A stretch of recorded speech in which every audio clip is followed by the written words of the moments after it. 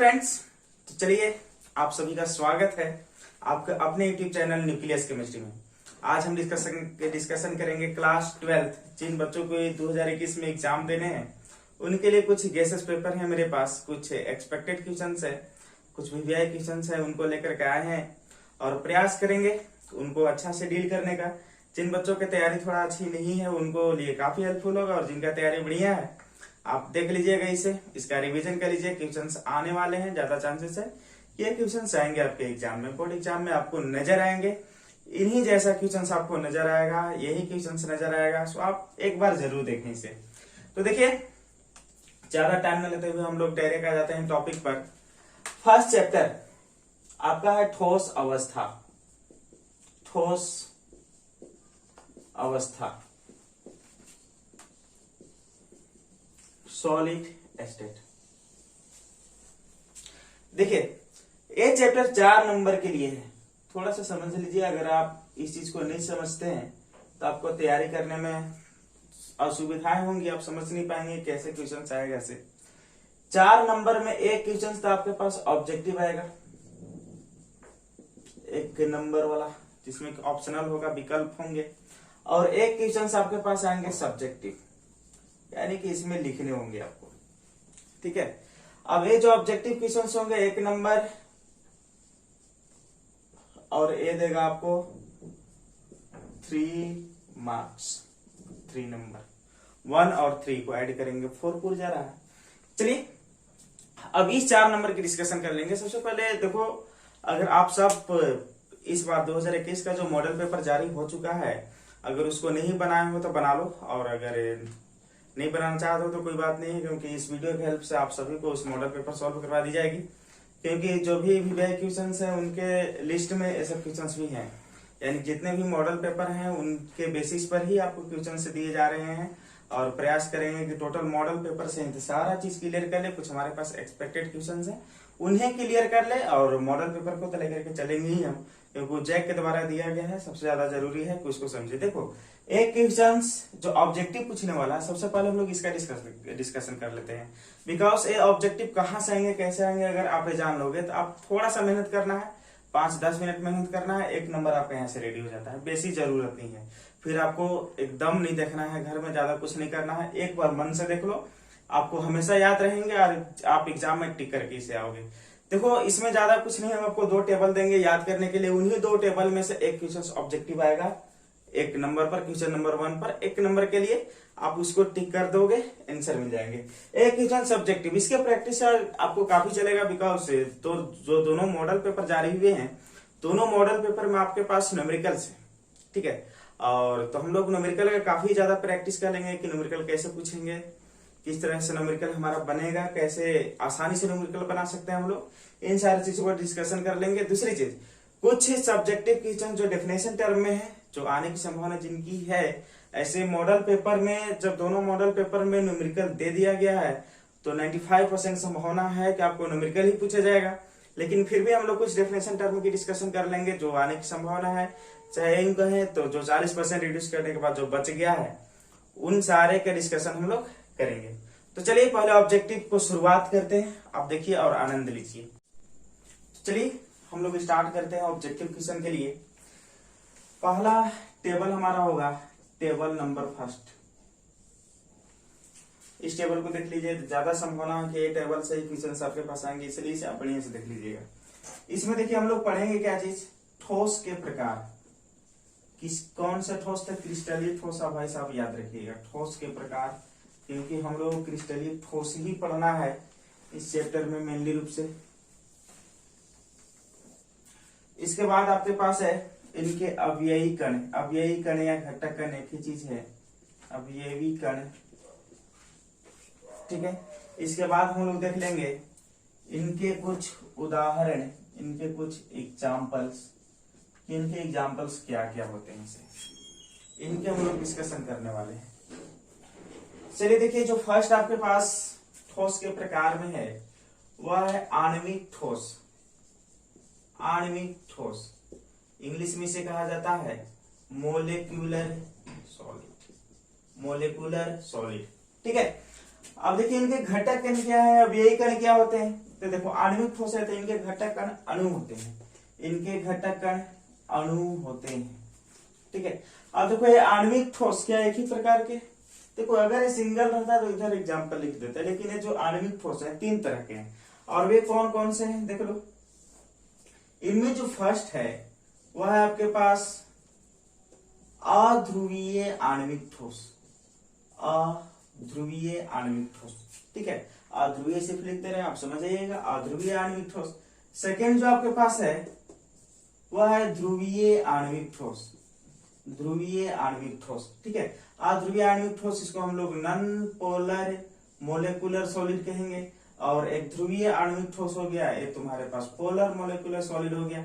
Third number पर जो है वह आपके पास हाइड्रोजन आबंधित आणविक ठोस, हाइड्रोजन आबंधित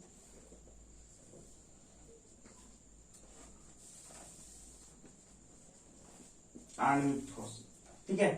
सिर्फ हाइड्रोजन आबंधित लिख देते हैं इसलिए कि ज्यादा बड़ा हो जा रहा है, हाइड्रोजन बॉन्ड, ये हो गया। अब देखिए इन सभी के जो अवयवी कण होंगे, सबके अवयवी कण अणु ही होगा, क्यों? क्योंकि आणविक ठोस का ही अवयवी कण अणु होता है, तो सभी का अणु होगा। सभी में आप अणु लिख दीजिए, वहां से हम इसलिए हटा दिए क्योंकि इनके टाइप्स है और इनके अवयवी कण को हम लिख रहे हैं। अब चलिए देखिए अध्रुवीय, अध्रुवीय का मतलब क्या हो गया? ये वैसे आणविक ठोस हैं जिनमें ध्रुव उत्पन्न नहीं होता है। जैसे एज एग्जाम्पल अगर हम चर्चा कर लेते हैं H2, ठीक है, तो H2 में होता है क्या चीज है? हाइड्रोजन और हाइड्रोजन इस तरह से अटैच्ड बॉन्डेड है। अब इस हाइड्रोजन का जितना इलेक्ट्रोनेगेटिविटी है, विद्युत ऋणात्मकता है, उतना ही इसका भी है, दोनों तो सेम है। तो इलेक्ट्रॉन कन्हू एक तरफ खिंचाने वाला है नहीं। अब इलेक्ट्रॉन अगर एक तरफ नहीं जाएगा तो इस पर ध्रुव नहीं उत्पन्न होगा। ध्रुव आंशिक धनात्मक और आंशिक ऋणात्मक आवेश जो यहाँ उत्पन्न होता है उसी को हम लोग बोला करते हैं। और ये जब विद्युत ऋणात्मकता अलग अलग होती है तभी संभवतः उत्पन्न हो पाती है। तो चलिए इसके एग्जाम्पल कौन कौन से हैं, इस चीज को खाली हमें समझना है, ज्यादा कुछ समझना नहीं है। इसके एग्जाम्पल आपके पास है, जैसे आर्गन हो गया, CCl4 भी है आपके पास, ठीक है। इसके बाद है आपके पास H2, फिर है आपके पास I2 है, ठीक है। और अगर आप देखना चाहते हैं तो एक और इसका एग्जाम्पल हो जाएगा ठोस CO2, बस और कुछ है नहीं, इतना आपको क्लियर कर लेना। अगर हम ध्रुवीय आणविक ठोस की चर्चा करें, इनके घटकन भी अणु होगा भाई साहब, क्योंकि आणविक ठोस है। अब चलिए इनके एग्जाम्पल कौन कौन से हो जाएंगे। इनके एग्जाम्पल है हमारे पास HCl हाइड्रोक्लोरिक एसिड, और नेक्स्ट आपके पास हो जाएगा सल्फर डाइऑक्साइड SO2, इनके एग्जाम्पल हो जाएंगे। इसके बाद है आपके पास हाइड्रोजन आबंधित आणविक ठोस। हाइड्रोजन आबंधित आणविक ठोस का मात्र एक उदाहरण है आपके पास बर्फ होगा, बर्फ, यही आपके पास एक एग्जाम्पल है आइस, इसके सिवा और कोई एग्जाम्पल इसका नहीं है। तो चलिए अध्रुवीय आणविक ठोस के एग्जाम्पल कौन कौन से थे? आर्गन CCl4 हो गया, H2 हो गया, I2 हो गया, CO2 हो गया। ध्रुवीय आणविक ठोस के एग्जाम्पल कौन कौन से हैं? तो आपके पास हो गया HCl हो गया, SO2 हो गया। हाइड्रोजन आबंधित आणविक ठोस के एग्जाम्पल कौन कौन से हैं? तो आपके पास बर्फ हो गया। अब देखिए इसमें जैसे क्वेश्चन पूछ कैसे सकता है, इस चीज को समझिएगा। क्वेश्चन आपसे पूछ सकता है, पूछा भी है मॉडल में कि CCl4 का घटक कण क्या है, अवयवी कण क्या है। तो CCl4 का अवयवी कण आपके पास अणु हो जाएगा, ठीक है। इसके बाद आपके पास पूछ सकता है जैसे कि SO2 का अवयवी कण क्या है, तो आपके पास अणु हो जाएगा, ठीक है। आपसे दूसरी भाषा में क्वेश्चन पूछ सकता है कि निम्नलिखित में से कौन सा हाइड्रोजन आबंधित आणविक ठोस का एक उदाहरण है, ऑप्शन दे देगा। फिर निम्नलिखित में से कौन सा ध्रुवीय आणविक ठोस का एक उदाहरण है, इस तरह से निम्नलिखित में से कौन सा अध्रुवीय आणविक ठोस का एक उदाहरण है। या तो आपसे पूछा जा सकता है कि CCl4 एक उदाहरण है, आपके पास ऑप्शंस रहेंगे अध्रुवीय आणविक ठोस, ध्रुवीय आणविक ठोस, हाइड्रोजन आबंधित आणविक ठोस, और कोई एग्जांपल्स दे सकते हैं, ठीक है। जितने भी आपके पास इस तरह से क्वेश्चंस बनेंगे इनसे ही बनेंगे, ठीक है। यानी कि आणविक ठोस से रिलेटेड, अणु से रिलेटेड इतने टाइप के क्वेश्चंस आपके पास बन सकते हैं एक नंबर के लिए। तो आप इस चीज को याद कर लीजिए, इतना अगर आप याद कर लेते हैं बाकी आपको क्लियर हो जाएगा। आप इसको स्क्रीनशॉट ले लीजिए। चलिए एक हमने देख रखा था, अब 3 और बचे हुए हैं, उनको भी देख लो। सेकेंड आपके पास है आयनिक ठोस, आयनिक ठोस जिसे इंग्लिश में हम लोग कहा करते हैं आयोनिक सॉलिड। इनके अवयवी कण क्या होंगे? इनके अवयवी कण होते हैं आयन, ठीक है। अब इनके एग्जाम्पल क्या हो जाएंगे? इनके एग्जाम्पल होता है जैसे जितने भी सॉल्ट है सब हो जाएगा। NaCl, उसके जैसे जितने भी लवण है आपके पास एग्जाम्पल इसके हो जाएंगे। इसके बाद है मैग्नीशियम ऑक्साइड, हम लोग लिख लेते हैं, जो जो जरूरी है VBI है उसको हम लोग लिख लेते हैं CF2 और ZNS। ये सब NCERT के एग्जाम्पल्स हैं, ज्यादा संभावना इन्हीं को पूछने की रहती है, डायरेक्ट पूछ देता है, इसलिए इनको हम लोग लिख लिए। चलिए थर्ड, आयनिक ठोस के बाद आपके पास क्या है, एक बनता है धात्विक ठोस।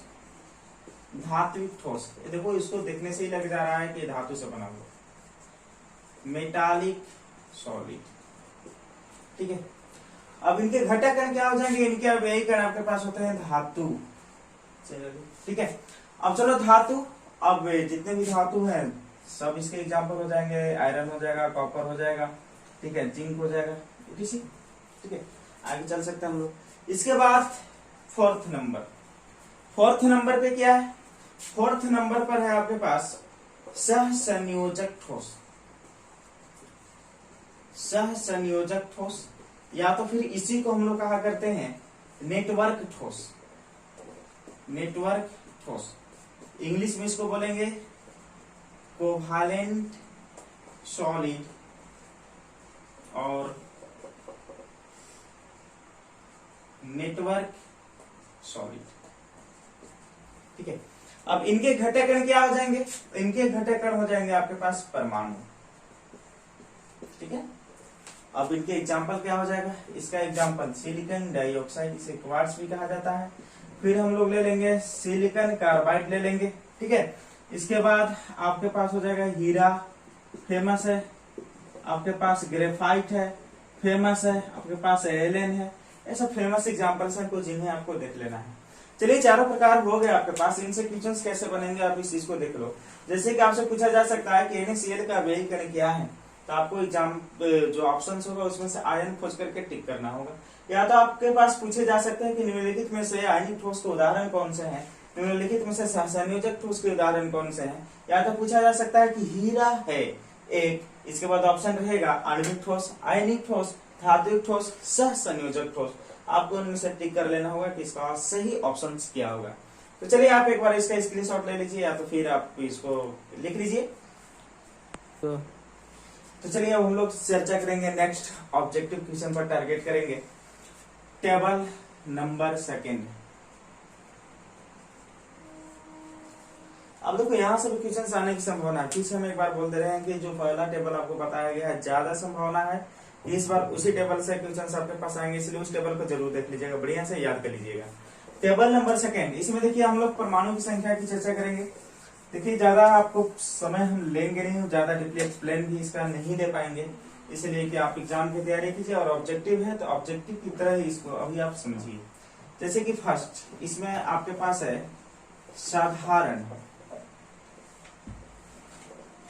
साधारण या आद्य घनीय एकक कोष्ठिका। ठीक है, जिसे हम लोग कहा करते हैं सिंपल क्यूबिक यूनिट सेल। ठीक है, इसमें हम लोग देख लेंगे कि इसमें परमाणु की संख्या कितनी है। परमाणु की संख्या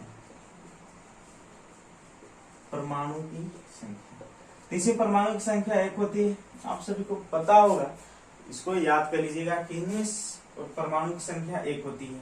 कैसे होती है इसके बारे में डिस्कशन थोड़ा सा हम लोग कर देंगे, लेकिन फिलहाल अभी आप इसे कॉपी कर लीजिएगा। सेकेंड है आपके पास अंतः केंद्रित घनीय एकक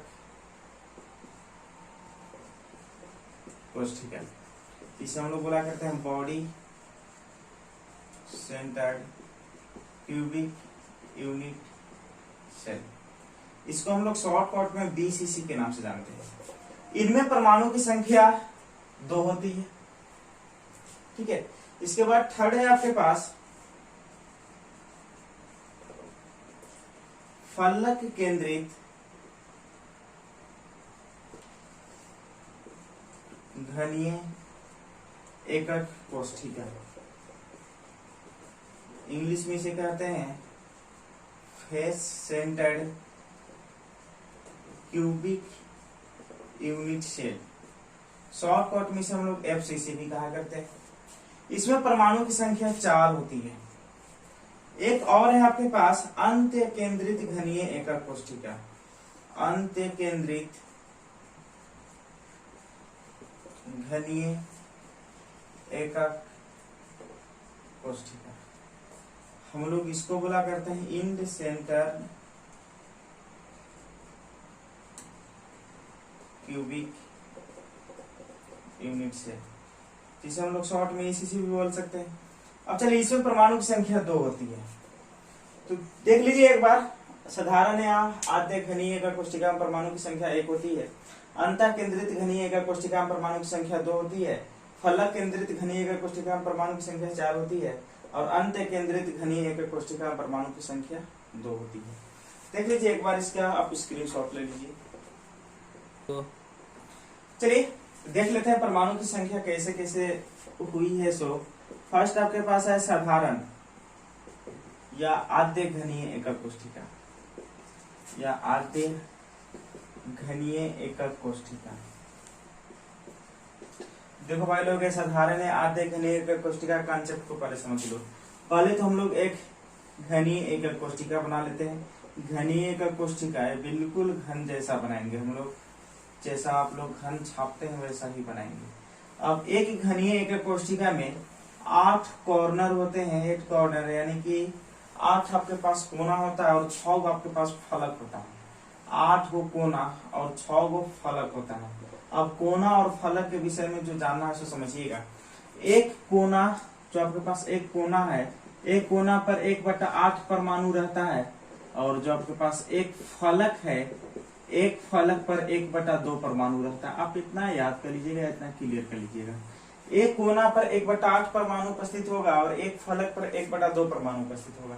जो साधारण है आद्य घनीय एकक कोष्ठिका, इसमें कंसेप्ट कहता है कि ऐसे घनीय एकक कोष्ठिका जिसमें परमाणु केवल घन के कोना पर उपस्थित होता है, यानी कि परमाणु घन के केवल कोना पर उपस्थित होता है। तो बताओ, इसमें 8 कोना है ना, तो एक कोना पर कितना परमाणु होगा? एक कोना पर परमाणु की संख्या, परमाणु की संख्या बराबर 1/8। तो 8 कोना पर परमाणु की संख्या कितना हो जाएगी? तो 1/8 × 8, यानी कि 1 परमाणु मिल गया। ठीक है, इसीलिए हमने डिस्कशन किया था कि साधारण या आद्य घनीय एकक कोष्ठिका में 1 परमाणु अवेलेबल होते हैं। नेक्स्ट हम लोग देख लेते हैं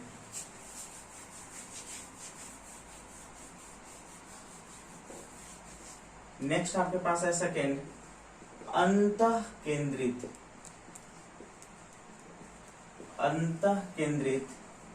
घनीय एकक कोष्ठिका, जिसे हम लोग बीसीसी बुला करते हैं। अब इसमें क्या कंसेप्ट है देखिएगा। फिर से हम लोग एक घनीय एकक कोष्ठिका बना लेते हैं।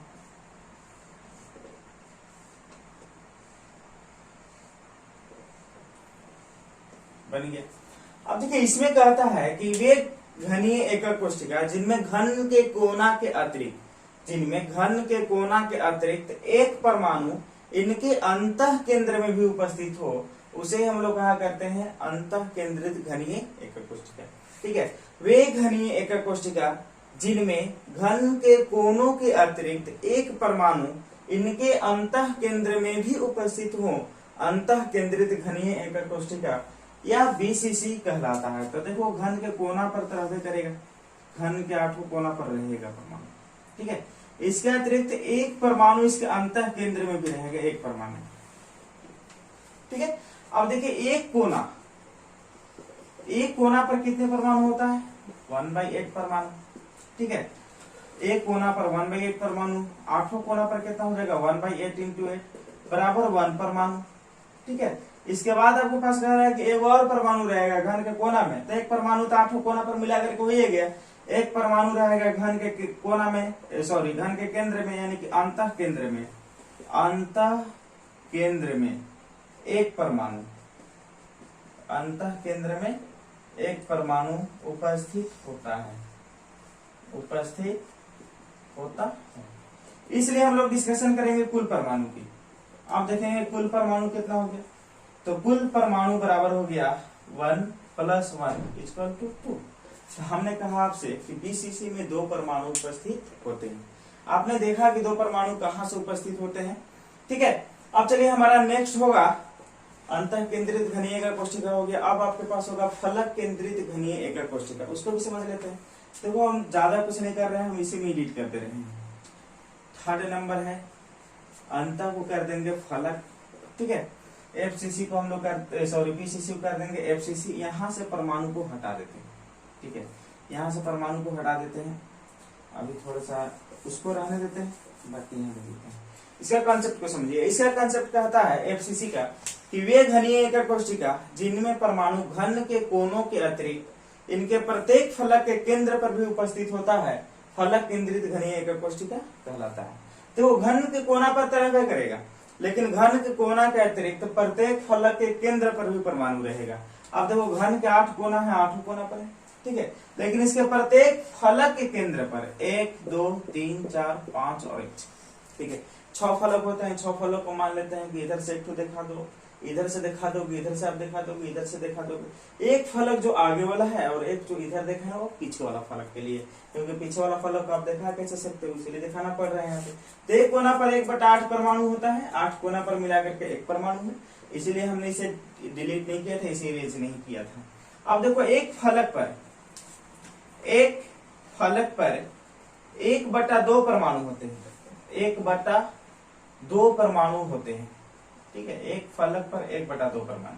आपके पास इसमें कितने फलक है? 1 2 3 4 5 और 1 6। तो 6 फलक पर कितना हो जाएगा? 1/2 गुने 6, 2 3 6, यानी कि टोटल हो गया 3 परमाणु। अब चलो देखो फलक पर जो 6 फलक है उन पर मिलाकर के 3 परमाणु है, 8 कोना पर मिलाकर के 1 परमाणु है, तो कुल परमाणु आपके पास कितना हो गया? कुल परमाणु आपके पास हो गया 1 + 3 = 4, यानी कि एफसीसी में अगर हम डिस्कशन करें तो कुल परमाणुओं की संख्या आपके पास आता है 4, ठीक है। देखो साधारण घनीय एकक कोष्ठिका में सिर्फ और सिर्फ कोना पर था, तांतों कोना पर मिलाकर के 1 परमाणु आ रहा है। बीसीसी आया, 1 परमाणु इसके अंतः केंद्र में हुआ करता था, 1 + 1 2 हो गया। अगर एफसीसी के हम डिस्कशन कर लेते हैं तो एफसीसी में क्या होता है कि 8 कोना पर तो रहबे करेगा, लेकिन प्रत्येक फलक के केंद्र पर भी रहेगा। तो प्रत्येक फलक मतलब कि 6 फलक इसके हैं, तो 6 फलक के केंद्र पर भी रहेगा। तो 6 फलक के केंद्र पर मिलाकर के 3 परमाणु है, 8 कोना पर 1, तो 3 और 1 4 हो गया। ये भी आपके पास हो गया। देख लीजिए आप फलक केंद्रित घनीय एकक कोष्ठिका को। अब हम लोग डिस्कशन करेंगे अंत्य केंद्रित घनीय एकक कोष्ठिका के बारे में। ये आपके पास हो जाएगा 4। तो फलक को कट करते हैं और यहाँ पे लिखेंगे अंत्य केंद्रित घनीय एकक कोष्ठिका, और एफसीसी को बना देंगे ईसीसी। इसमें देखो क्या होता है, इसमें कहता है कि घन के कोना पर तो परमाणु रहबे करेगा। देखो घन के कोना पर हमेशा परमाणु रहेगा, इसमें कोई इशूज कभी आएगा ही नहीं, ठीक है। घन के कोनों के अतिरिक्त यदि 2 विपरीत फलक के केंद्र पर परमाणु रहता है, 2 विपरीत फलक के केंद्र पर, जैसे कि वो अगर यहाँ रहेगा ना, तो फिर ये वाला फलक के केंद्र पर अगर परमाणु रहेगा तो फिर ए वाला फलक के केंद्र पर परमाणु रहेगा। अगर मान लेते हैं कि इस फलक के केंद्र पर परमाणु आपको दिख रहा है, तो फिर अगला परमाणु आपको जो दिखेगा इस फलक के केंद्र पर दिखने वाला है। यानी कि 2 विपरीत फलक के केंद्र पर जब परमाणु उपस्थित होता है तब उसे ही हम लोग बोला करते हैं अंत्य केंद्रित घनीय एकक कोष्ठिका। देखो मान लेते हैं कि इस फलक के केंद्र पर परमाणु को हम लोग लोकेट कर रहे हैं, तो दूसरा आपके पास इस फलक के केंद्र पर भी परमाणु आपको नजर आएगा। एक फलक पर 1/2 परमाणु होते हैं, तो आपके पास 2 फलक है, तो दोनों फलक पर कितना हो जाएगा? 1/2 गुने 2 परमाणु, ठीक है, यानी कि टोटल कितना हो जाएगा? 1 परमाणु कट जाएगा। 1/2 गुने 2 आधा गुने 2, अगर आधा को 2 बार आप मल्टीप्लाई करोगे तो 1 आ जाएगा। अब कुल परमाणु अगर आप निकालोगे, कुल परमाणु तो 1 वो पहले है और 1 तो यहाँ है, तो 1 + 1 = 2 परमाणु आपके पास निकल करके आ जाते हैं। तो चलिए देखिए आपके पास ईसीसी भी हो गया। इसमें भी भैया जो आपके पास है 3 ही है, साधारण घनीय एकक कोष्ठिका, बीसीसी और एफसीसी में परमाणु की संख्या। तो साधारण घनीय एकक कोष्ठिका में परमाणु की संख्या 1 हो गया, बीसीसी में परमाणु की संख्या 2 हो गया, और एफसीसी में परमाणु की संख्या 4 हो गया। आपको उम्मीद है कि याद हो गया होगा। तो चलिए एक बार देख लीजिएगा, अगर आप अभी तक याद नहीं कर पाए होंगे तो इसको एक बार आप पढ़ लीजिएगा, आपको याद हो जाएगा। तो चलिए 1 नंबर के क्वेश्चंस की डिस्कशन तो हो चुका है। अब हम लोग चर्चा करेंगे 3 नंबर के लिए। 3 नंबर के लिए जो हमारा पहला क्वेश्चन होगा जो आपके सिलेबस में एडेड है, क्रिस्टलीय तथा अक्रिस्टलीय ठोस में अंतर। क्रिस्टलीय तथा अक्रिस्टलीय ठोस में अंदर। ठीक है, अब इसको समझ लेना है। अगर एग्जाम में आ जाता है 3 नंबर में क्रिस्टलीय तथा अक्रिस्टलीय ठोस में अंतर, तो आपको लिख देना होगा और सिंपल सा क्वेश्चन है, आप सभी को याद भी हो जाएगा, आसानी से समझ में आ जाएगा क्या होता है। पहले हम लोग समझ लेते हैं क्रिस्टलीय तथा अक्रिस्टलीय ठोस के बारे में, देख लेते हैं क्या होता है इसे। फर्स्ट है क्रिस्टलीय ठोस। देखो क्रिस्टलीय ठोस, क्रिस्टलाइन सॉलिड। देखो साइंटिस्टों ने सॉलिड के इंटरनल स्ट्रक्चर के बेसिस पर इसे 2 पार्ट्स में क्लासिफाई किया था, क्रिस्टलीय तथा अक्रिस्टलीय ठोस। देखो इनका खास बात क्या है इसे समझना। कुछ ठोस ऐसे दिखे थे जिनकी आंतरिक संरचना यानी कि उनके जो घटक कण हैं और बिल्कुल निश्चित क्रम में सजे हुए थे, बिल्कुल एक निश्चित ज्यामितीय क्रम में सजे हुए थे। जैसे इनके घटक कण को अगर हम आयन की हेल्प से दिखाएं यहाँ, तो देखो इस तरह से सजे हुए थे।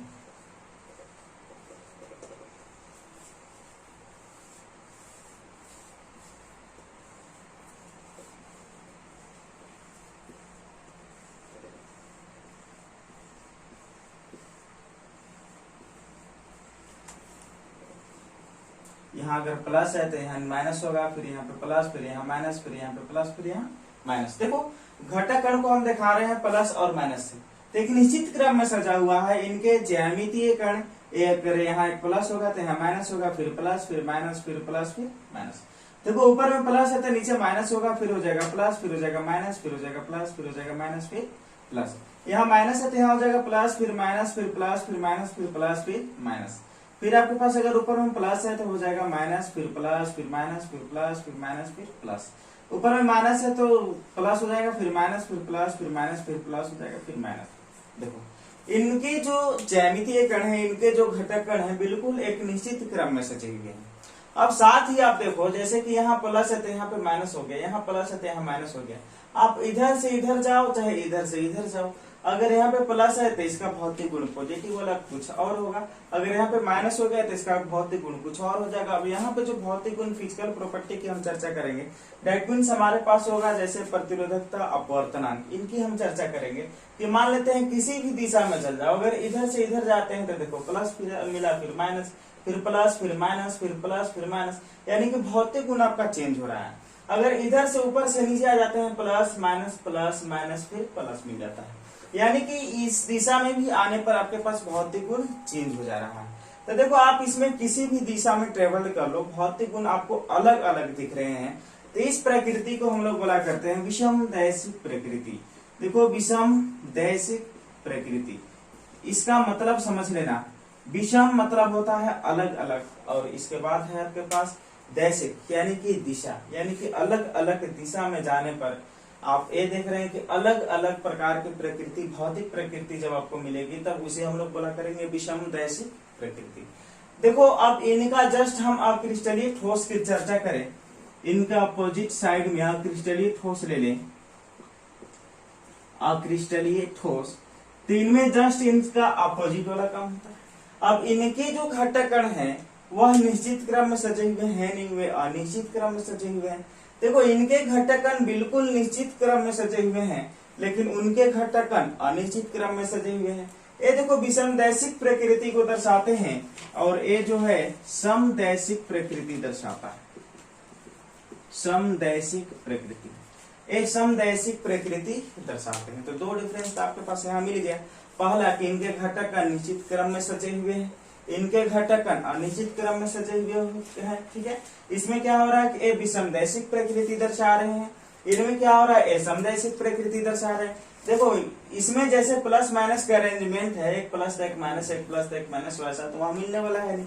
अब देखो ये काम करता है कि इसको अगर हम बीच से कट कर देते हैं, क्रिस्टलीय ठोस को बीच से कट कर देते हैं, तेज धार वाले चाकू से इसको बीच से हम लोग कट कर दे रहे हैं। बीच से कट करने पर जो दोनों सतह मिलेगा वह एकदम नियमित मिलेगा। ठीक है, इसलिए कि प्लस माइनस पूरा नियमित रूप से सजा हुआ है तो सतह भी नियमित मिलेगा। लेकिन अगर अक्रिस्टलीय ठोस की चर्चा करें तो वहां पे जो आपके पास घटक कण की सजावट है अनियमित है, तो जो तेज धार वाले चाकू से हम काटेंगे तो जो दोनों सतहें मिलेंगे वो कैसे मिलेंगी, तो अनियमित सतहें हमें मिलेंगी। तो तीसरा नंबर पर हम लिख सकते हैं कि क्रिस्टलीय ठोस में कि इन्हें तेज धार वाले चाकू से काटने पर दोनों सतहें नियमित एवं चिकना मिलता है। और उसमें हम लोग क्या लिख सकते हैं क्रिस्टलीय ठोस में, इन्हें तेज धार वाले चाकू से काटने पर दोनों सतहें अनियमित मिलती है। अब चलो देखो नेक्स्ट आपके पास क्या चीज है, पॉजिटिव के साथ निगेटिव, फिर पॉजिटिव फिर निगेटिव, इनमें फोर्स ऑफ अट्रैक्शन काफी ज्यादा होता है इनके घटक कण के बीच, इसीलिए इनका जो गलनांक होता है उच्च होता है, यानी कि उच्च ताप पर पिघलते हैं। लेकिन अगर हम उनकी चर्चा करेंगे तो उनको जैसे जैसे कि फाइबर आप ले लो एग्जांपल में, क्रिस्टलीय ठोस का जो एग्जांपल है फाइबर वगैरह होता है, प्लास्टिक होता है, फाइबर को अगर आप ले लेते हो तो फाइबर को ले जाकर के टेम्परेचर के पास रखो, हीट के पास रखोगे, धीरे धीरे वो पिघलना स्टार्ट हो जाता है, यानी कि ताप के एक परास में आने पर धीरे धीरे पिघलते हैं, अथवा हम ये कह सकते हैं कि धीरे धीरे नरम पड़ने लगते हैं। एक कंसेप्ट है क्रिस्टलीय ठोस का। अब चलिए आपके पास 3 हो गया, ठीक है, 3 4 जितने भी हुए। अब चलो नेक्स्ट आपके पास क्या चीज है, देखो फर्स्ट आपने देखा कि इनके घटक कण एक निश्चित क्रम में सजे हुए हैं, इनके घटक कण निश्चित क्रम में सजे हुए नहीं है, यानी कि अनिश्चित क्रम में सजे हुए हैं। ए विषमदैशिक प्रकृति दर्शाते हैं, ए समदैशिक प्रकृति दर्शाते हैं। इन्हें तेज धार वाले चाकू से काटने पर दोनों सतहें नियमित एवं चिकना मिलता है, इन्हें तेज धार वाले चाकू से काटने पर दोनों सतहें अनियमित मिलती है।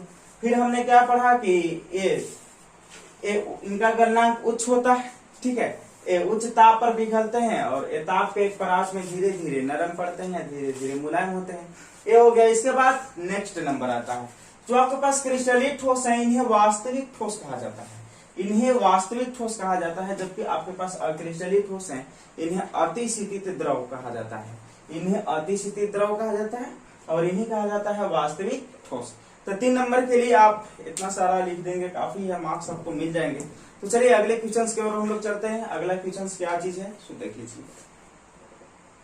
चलिए नेक्स्ट क्वेश्चन आपके पास है, अगला जो तीसरा नंबर पर क्वेश्चन आएगा। देखो अगला क्वेश्चन जो भी है, नंबर पता नहीं क्या दिए थे आपके पास, है बिंदु दोष। बिंदु दोष हो गया, इंग्लिश में बोला करते हैं पॉइंट डिफेक्ट, ठीक है। नेक्स्ट है आपके पास शॉर्टकी दोष, शॉर्टकी दोष, शॉर्टकी डिफेक्ट, इसको इंग्लिश में भी बोला करते हैं। चलो नेक्स्ट है आपके पास फ्रेंकल दोष, फ्रेंकल डिफेक्ट। चलो देखो अब इन्हीं की चर्चा करेंगे कि बिंदु दोष क्या चीज है, शॉर्टकी दोष क्या चीज है, फ्रेंकल दोष क्या चीज है, समझिएगा। देखो ये सब क्रिस्टलीय ठोस का ही दोष है, ठीक है, क्रिस्टलीय ठोस में ही दोष उत्पन्न होते हैं। अब कैसे दोष उत्पन्न होते हैं इसे देख लीजिए। देखो आपके पास क्रिस्टलीय ठोस के जो घटक कण है वे बिल्कुल एक निश्चित ज्यामितीय क्रम में सजे हुए हैं, यानी कि हमने डिस्कशन किया था, देखा था कि पॉजिटिव के बाद निगेटिव आ रहे थे, फिर निगेटिव के बाद आपके पास पॉजिटिव था, इस तरह से वे सजे हुए थे एक निश्चित क्रम में। जैसे अगर यहाँ पे प्लस है तो यहाँ माइनस हो जाएगा, फिर यहाँ पे प्लस, फिर माइनस, फिर यहाँ प्लस हो जाएगा, ऊपर में प्लस है नीचे माइनस हो जाएगा, फिर प्लस माइनस प्लस माइनस, यहाँ plus minus plus minus plus, फिर minus plus minus plus minus, plus minus plus minus plus. अब तो किसी कारणवश, ठीक है, किसी कारणवश मान लेते हैं इसे आप फिट कर रहे हैं चाहे कुछ कर रहे हैं, कुछ इसमें अगर आप करते हैं तो पता क्या चलता है, कभी कभी एकांक परमाणु यहाँ से गायब हो जाता है। मान लेते हैं कि यहाँ से एकांक परमाणु गायब हो गया, ठीक है, अब यहाँ से गायब हो गया तो ये जगह खाली हो गया। तो कभी कभी क्या पता चलता है कि किसी भी, देखो ये वाला जो जगह है ना, परमाणु के बंद संकुलन के दौरान जब ये भरा गया है उस समय का बचा हुआ जगह है, इसे हम लोग अंतराकाशी स्थल के नाम से जानते हैं। अब पता क्या चलता है कि अंतराकाश स्थल पर एकांक परमाणु ला करके बैठ गया, ठीक है। अब देखो मान लेते हैं कि यहाँ से अगर गायब हुआ एक परमाणु, यहाँ से गायब हुआ तो इस परमाणु के चारों ओर के आदर्श व्यवस्था में विचलन होगी, यानी कि अब इसका आदर्श व्यवस्था खराब हो गया जो पहले से था। अगर यहाँ आ गया एक परमाणु तो आने की वजह से भी इसके चारों ओर के आदर्श व्यवस्था में विचलन हुआ है, यानी कि परमाणुओं के चारों ओर के आदर्श व्यवस्था में विचलन हो रहा है। तो ये जो परमाणु आपके पास नजर आ रहे हैं पॉजिटिव निगेटिव में, इसे हम लोग एक बिंदु भी तो बोल सकते हैं। तो यानी कि एक बिंदु अथवा परमाणु, एक बिंदु अथवा परमाणु कि चारों ओर के आदर्श व्यवस्था में अगर विचलन होता है तो उसे हम लोग बोला करते हैं बिंदु दोष। तो हम लोग इसे डिफाइन कर लेंगे कि एक बिंदु अथवा परमाणु के चारों ओर की आदर्श व्यवस्था में विचलन बिंदु दोष कहलाता है। चलिए आगे हम लोग चल लेते हैं। फिर आपके पास शॉर्टकी और फ्रेंकल समझना है, इसके पहले थोड़ा सा इसके बारे में डिस्कशन कर लेते हैं। अगर यहाँ से परमाणु निकल जा रहा है तो इस जगह खाली हो गया, यहाँ का स्थान जो है खाली हो गया। अब इस जगह जो दोष उत्पन्न होगा पर्सनली इस जगह, इसे हम लोग कहा करेंगे रिक्तिका दोष। चूंकि स्थान यहाँ का रिक्त हुआ है इसीलिए इस दोष का नाम हो जाएगा रिक्तिका दोष। अब देखो यहाँ अंतराकाश स्थल पर ला करके परमाणु न बैठ गया है, अंतराकाश स्थल पर परमाणु ला करके बैठ गया है। अब अंतराकाश स्थल पर परमाणु ला करके बैठ गया है, तब बताओ इसे क्या कहेंगे? तो इसे हम लोग बोला करेंगे अंतराकाशी दोष। अंतराकाशी दोष तो यानी कि जब कोई परमाणु अपने वास्तविक स्थान से विलुप्त हो जाए तो उसे हम लोग रिक्तिका दोष, तथा जब कोई परमाणु अंतराकाश स्थल पर आकर के उपस्थित हो जाए तब उसे हम लोग अंतराकाशी दोष के नाम से जानते हैं। फिर समझिएगा, जब कोई परमाणु अपने वास्तविक स्थान से विलुप्त हो जाता है तो उसे हम लोग रिक्तिका दोष, तथा जब कोई परमाणु अंतराकाश स्थल पर ला करके उपस्थित हो जाता है तो उसे हम लोग अंतराकाशी दोष के नाम से जानते हैं। अब चलिए, जो आपके पास शॉर्टकी और फ्रेंकल दोष है वह कुछ नहीं रिक्तिका और अंतराकाशी दोष के जैसा ही है, इसी का एक टाइप्स है। देख लो, समझ लेते हैं। पहले हम लोग समझेंगे शॉर्टकी दोष। देखो, जो शॉर्टकी दोष है एक प्रकार का रिक्तिका दोष है। अभी हमने क्या पढ़ा रिक्तिका दोष के बारे में? रिक्तिका दोष में कुछ परमाणु अपने वास्तविक स्थान से विलुप्त हो जाते हैं। रिक्तिका दोष में कुछ परमाणु अपने वास्तविक स्थान से विलुप्त हो जाते हैं। ठीक है, अपने वास्तविक स्थान से कुछ परमाणु विलुप्त होते हैं। कितना विलुप्त होते हैं इसके विषय में वो कुछ नहीं कहा था। ठीक है, कितना विलुप्त होते हैं इसके विषय में वो कुछ कहा नहीं था। लेकिन देखो शॉर्टकी दोष क्या कहता है, पहले इसको सेपरेट कर लेते हैं। देखो, शॉर्टकी दोष कहता है कि विक्रिस्टलीय दोष। देखो, एक ऐसा क्रिस्टलीय दोष जिसमें कुछ परमाणु, जिसमें कुछ देखो धनायन तथा ऋणायन, देखो ये पॉजिटिव है निगेटिव है। ठीक है, धनायन तथा ऋणायन युग में जो परमाणु है, परमाणु का धनायन तथा ऋणायन जो है वह युग में यानी कि जोड़ा में एगो प्लस एगो माइनस वाला अपने वास्तविक स्थान से विलुप्त हो जाए। देखो, ये धनायन तथा ऋणायन युग में अपने वास्तविक स्थान से विलुप्त हो जाए, तब ऐसी स्थिति में शॉर्टकी दोष उत्पन्न होता है। देखो, शॉर्टकी दोष जो उत्पन्न होता है छोटे आकार वाले धनायन में उत्पन्न होता है, जैसे कि तुम्हारा हो गया NaCl, ठीक है, KCl हो गया। इसमें सोडियम और पोटेशियम का जो साइज है छोटा होता है। अब इसी में होता है शॉर्टकी दोष उत्पन्न। चलो देख लेते हैं शॉर्टकी दोष कहेंगे किसको। तो अब यहाँ से मान लेते हैं गायब हो रहा है, तो गायब हो रहा है, तो जब गायब होने को हम लोग एक प्रकार का रिक्तिका दोष कहते ही हैं, तो भी एक प्रकार से रिक्तिका दोष है। लेकिन रिक्तिका दोष में कितना परमाणु गायब हो सकता था, और इसमें जो भी आपके पास से निकल रहा है वो धनायन तथा ऋणायन युग में रूप में निकल रहा है। तो हम डिस्कशन कर सकते हैं वे क्रिस्टलीय दोष, ध्यान समझिएगा, वे क्रिस्टलीय दोष जिनमें कुछ घटक कण धनायन तथा ऋणायन युग में के रूप में अपने वास्तविक स्थान से विलुप्त हो जाते हैं, शॉर्टकी दोष कहलाता है। ध्यान समझिएगा, वे क्रिस्टलीय दोष जिनमें कुछ धनायन तथा ऋणायन युग में, देखो धनायन तथा ऋणायन युग में के रूप में ना अपने वास्तविक स्थान से विलुप्त हो जाते हैं। ठीक है, शॉर्टकी दोष कहलाता है। यह छोटे आकार वाले धातु में उत्पन्न होता है, या छोटे आकार वाले धनायन में उत्पन्न होता है। अब चलिए, इस दोष के कारण जो क्रिस्टल का घनत्व है वह घट जाएगा। क्यों घटेगा भाई साहब? क्योंकि परमाणु यहाँ से गायब हुआ है। जब परमाणु गायब हुआ है तो इस दोष के कारण जो क्रिस्टल का घनत्व है वह आपका डिक्रीज कर जाएगा, घट जाएगा। ठीक है, अब ये आपके पास हो गया शॉर्टकी दोष। इनके एग्जांपल्स के बारे में भी आप देख लिए। इसके बाद एक और है आपके पास फ्रेंकेल दोष। फ्रेंकेल दोष को आप समझ लीजिएगा। देखो, शॉर्टकी दोष में क्या होगा, धनायन तथा ऋणायन युग में अपने वास्तविक स्थान से निकल जा रहा है। आप ऐसे दिखा सकते हैं कि एगो यहाँ से प्लस निकला था, एगो यहाँ से माइनस वाला, यहीं से कहीं से भी निकाल सकते, कोई दिक्कत नहीं है। इसे हम लोग कहा करेंगे शॉर्टकी दोष। शॉर्टकी दोष फोटो बना दिए क्योंकि अभी काम आएगा ये।